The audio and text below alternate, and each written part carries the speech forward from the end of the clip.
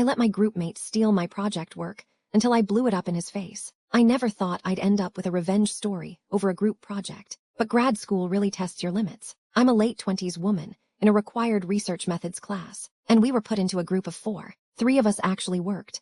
The 4th guy, I'll call him D, had that very confident professional vibe, always talking about being slammed, while somehow producing nothing. Early on he volunteered to compile the final documents, which sounded helpful at first. Then patterns started to show. We'd upload drafts to a shared folder, and suddenly, sections would reappear in a new file with no version history. My citations would be changed, formatting messed up, and once an entire table I built just vanished. When I asked about it, calmly and privately, he told me he was just streamlining things and I shouldn't stress so much. By mid-semester, he started sending late-night messages like, just checking in, all good, right before deadlines, as if he was carrying the team. The final straw came 2 days before our presentation. He posted a PDF in the group chat saying he had gone ahead and written the methodology section to save us time. It was almost entirely my writing, right down to a small typo I always miss, plus 1 extra paragraph that was flat out wrong. Instead of confronting him again, I decided to let him expose himself.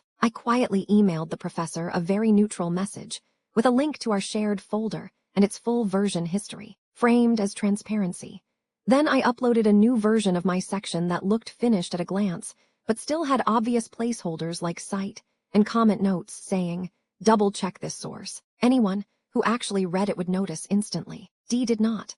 The next morning he proudly announced he had finalized everything and even sent the printout version to the professor early. During the presentation, his slide still had cite in huge letters. He tried to talk his way through it, and then started explaining the incorrect paragraph he added. The professor stopped him and asked a simple question about the data source. He froze completely.